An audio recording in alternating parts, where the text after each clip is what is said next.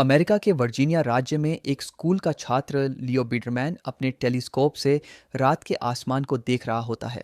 वह खगोल विज्ञान का शौकीन है और आकाश में होने वाले छोटे छोटे बदलावों को नोट करता है।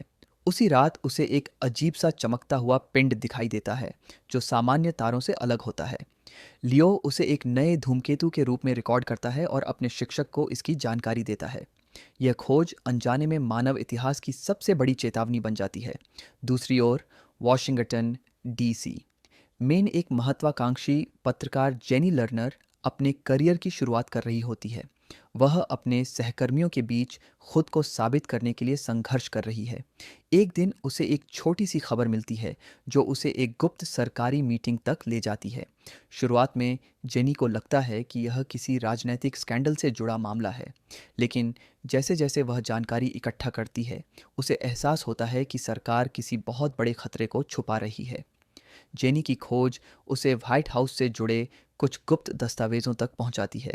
वह एक कोड नाम एली सुनती है जिसे मीडिया और जनता से छुपाया जा रहा होता है। जेनी इस कोड को राष्ट्रपति के साथ किसी महिला के रिश्ते से जोड़कर देखती है, लेकिन सच्चाई इससे कहीं ज्यादा भयानक होती है। दरअसल एली किसी इंसान का नाम नहीं बल्कि उस धूमकेतु का नाम होता है जिसे लियो ने खोजा था। एली बीडरमैन धूमकेतु। सरकार को पता चल चुका होता है कि यह धूमकेतु पृथ्वी की ओर तेजी से बढ़ रहा है और अगर यह टकराया तो मानव सभ्यता को भारी नुकसान हो सकता है। वैज्ञानिकों की गणनाएं बताती हैं कि टक्कर निश्चित है और इसके परिणाम विनाशकारी होंगे। राष्ट्रपति और उनकी टीम इस जानकारी को जनता से छुपाकर समाधान ढूंढने की कोशिश कर रहे होते हैं ताकि अफरा तफरी न फैले। इसी बीच जेनी लर्नर अपनी खोज को आगे बढ़ाती रहती है। वह धीरे धीरे सच्चाई के करीब पहुंच जाती है और उसे एहसास होता है कि यह खबर उसके करियर की सबसे बड़ी रिपोर्ट बन सकती है। जब वह अपने संपादक को इस बारे में बताती है तो उसे शुरुआत में गंभीरता से नहीं लिया जाता, लेकिन जैसे जैसे सबूत सामने आते हैं मीडिया और सरकार के बीच तनाव बढ़ने लगता है। सरकार अंततः यह फैसला करती है कि अब सच्चाई को ज़्यादा देर तक छुपाया नहीं जा सकता। राष्ट्रपति एक ऐतिहासिक भाषण में दुनिया को बताता है कि एक विशाल धूमकेतु पृथ्वी की ओर बढ़ रहा है। यह घोषणा पूरी दुनिया में डर और अनिश्चितता फैला देती है। लोग अपने भविष्य को लेकर चिंतित हो जाते हैं और हर कोई जानना चाहता है कि आगे क्या होगा। यहाँ से फिल्म की कहानी दो स्तरों पर चलने लगती है। एक तरफ वैज्ञानिक और सरकार इस आपदा को रोकने की कोशिश करते हैं और दूसरी तरफ आम लोग अपने रिश्तों, डर और उम्मीदों के साथ इस सच्चाई का सामना करते हैं। धूमकेतु की सच्चाई सामने आने के बाद सरकार एक साहसिक योजना बनाती है।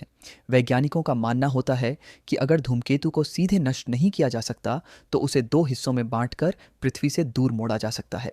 इसके लिए एक विशेष अंतरिक्ष मिशन तैयार किया जाता है जिसका नाम मेसाया मिशन रखा जाता है।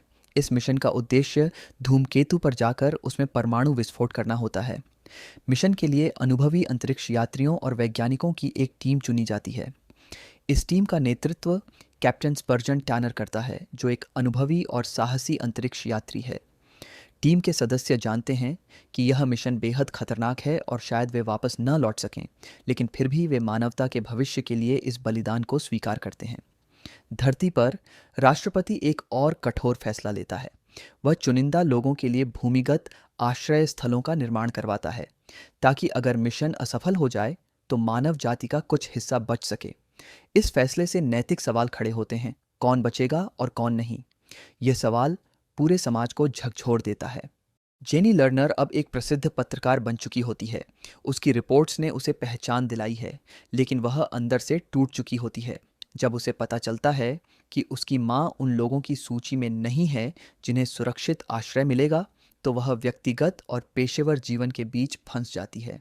अंततः वह अपने रिश्तों को प्राथमिकता देने का फैसला करती है। दूसरी तरफ लियो बीटरमैन भी अब एक सामान्य छात्र नहीं रहता। मीडिया उसे उस लड़के के रूप में दिखाता है जिसने धूमकेतु की खोज की थी। वह अचानक प्रसिद्धि और दबाव दोनों का सामना करता है। सरकार उसे और उसके परिवार को सुरक्षित स्थान पर ले जाने की पेशकश करती है, लेकिन लियो अपने प्रियजनों के साथ रहना चाहता है। जैसे जैसे समय बीतता है धूमकेतु और भी करीब आता जाता है।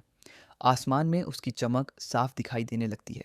लोग प्रार्थना करते हैं, कुछ अपने अधूरे सपने पूरे करने की कोशिश करते हैं, तो कुछ डर के कारण टूट जाते हैं। दुनिया मानो दो हिस्सों में बंट जाती है, उम्मीद करने वाले और सब कुछ स्वीकार कर चुके लोग। मेसाया मिशन धूमकेतु तक पहुंच जाता है। अंतरिक्ष यात्री अपनी पूरी हिम्मत और कौशल के साथ धूमकेतु पर उतरते हैं। वहाँ का वातावरण बेहद अस्थिर होता है। टीम को एहसास होता है कि उनका समय सीमित है। वे धूमकेतु के अंदर गहराई तक ड्रिल करके परमाणु बम लगाने की कोशिश करते हैं। धरती पर लोग टीवी स्क्रीन से इस मिशन को देख रहे होते हैं। हर कोई सांस रोके इंतजार करता है। विस्फोट होता है और धूमकेतु दो हिस्सों में बंट जाता है। शुरुआत में ऐसा लगता है कि मिशन सफल हो गया है, लेकिन जल्द ही सच्चाई सामने आती है। धूमकेतु के दोनों टुकड़े अब भी पृथ्वी की ओर बढ़ रहे होते हैं। एक टुकड़ा समुद्र में गिरने वाला होता है, जिससे विशाल सुनामी आने की आशंका होती है, जबकि दूसरा टुकड़ा किसी बड़े शहर को तबाह कर सकता है। वैज्ञानिक बताते हैं कि अब इसे पूरी तरह रोका नहीं जा सकता। यह खबर पूरी दुनिया में मातम फैला देती है। अंतरिक्ष में कैप्टन टैनर और उसकी टीम आखिरी फैसला लेती है।